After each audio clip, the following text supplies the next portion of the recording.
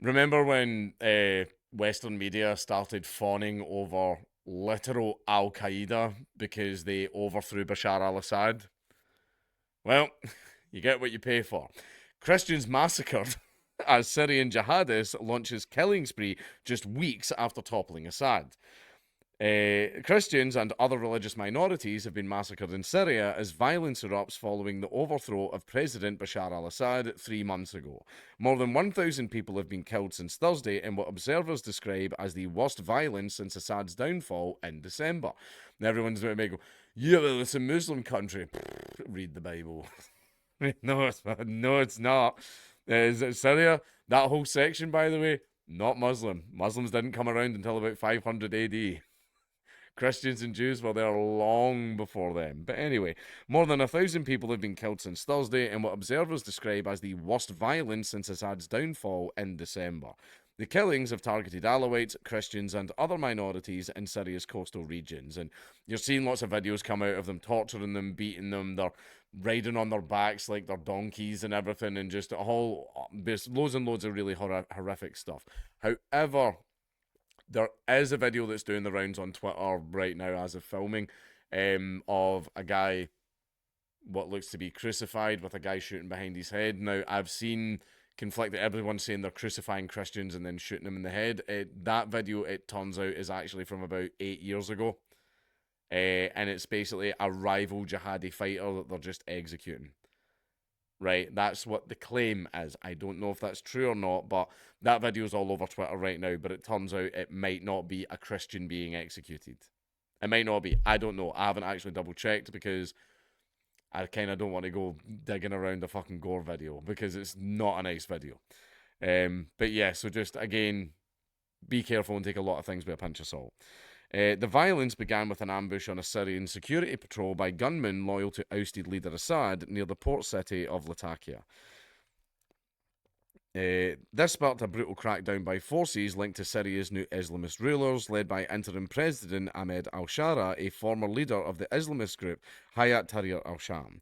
Rights groups report widespread sectarian killings with hundreds of civilians among the dead.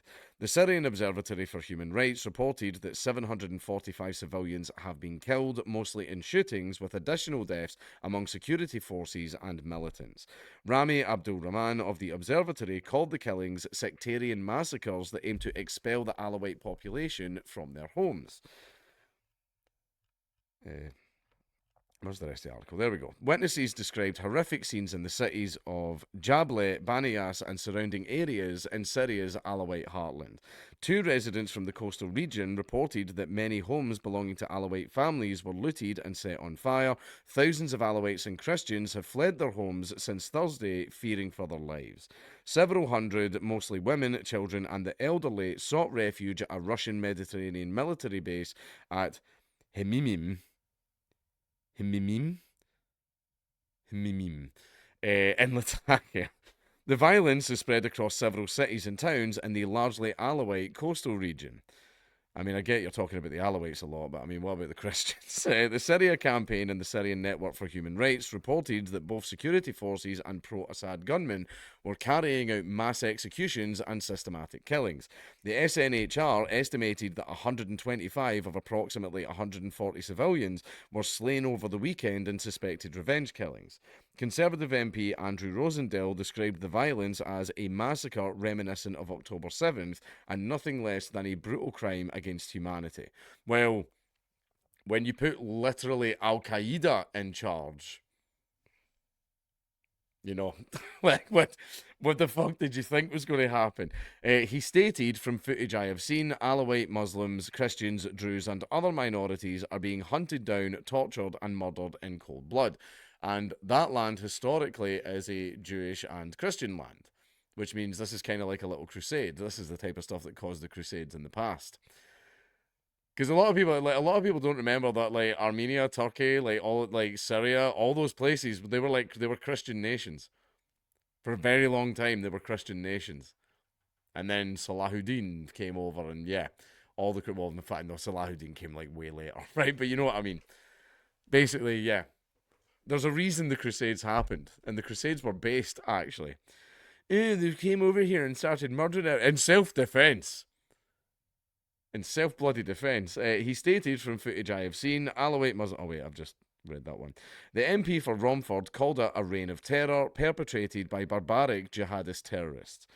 Syria's interim president Ahmed al-Shara has appealed to Syrians and the international community, calling for accountability for anyone who harms civilians or mistreats prisoners.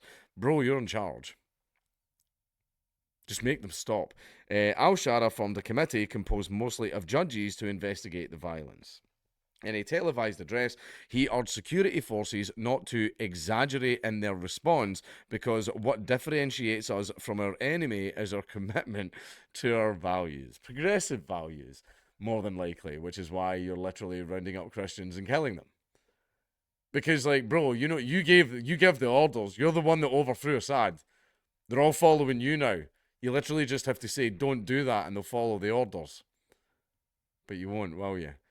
Bro, we're totally investigating that. And see when we catch these guys that are murdering these Christians. They're in so much trouble.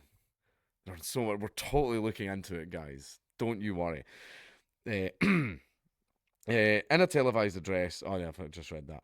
Damascus has blamed individual actions for the widespread violence against civilians. US Secretary of State Marco Rubio urged Syrian authorities to hold the perpetrators of these massacres accountable. They won't be. Rubio stated that the US stands with Syria's religious and ethnic minorities, including its Christian, Druze, Alawite, and Kurdish communities. So, now, Bashar al-Assad, not the best leader. Not the best leader. A lot of people don't know that the reason the Syrian civil war started is because a single guy got shot. I mean, it's kind of like the Serbian bottle incident where, yeah, okay, it wasn't exactly the match that lit it all up. I mean, it didn't help. But basically, there was a bunch of other things that contributed. But in Syria, the match that lit the powder keg was because one person got shot and killed during a protest. And then after that, just boom, 10-year civil war. And then very, very weirdly, after Assad was able to hold all of them back for a very, very, very long time, almost a full decade, the Syrian civil war was going along for quite a while. Assad gets steamrolled in like 3 weeks, has to flee the country. He's in Russia right now. What are the chances? What are the chances of that? But basically, and then literally Al Qaeda took over, and now Christians are being murdered all over the country. Right, so it's a Muslim takeover of a once Christian nation. It was. Syria's in the Bible. But this is absolutely horrendous. This is absolutely disgusting. And just be wary of videos that are being shared around right now because some of them are being portrayed as, oh, look, here's Christians being murdered, but it's not. It's actually older footage and everything. It's just difficult to tell because they're all still using grainy Nokias to record things out there. But as for what's going to happen about this, none. Everybody probably thinks it's amazing that Christians are being massacred. Like leftists are probably cheering literal fucking Al Qaeda, but hey ho, they'll be in my prayers and all that, but nobody's going to do a single fucking thing about this.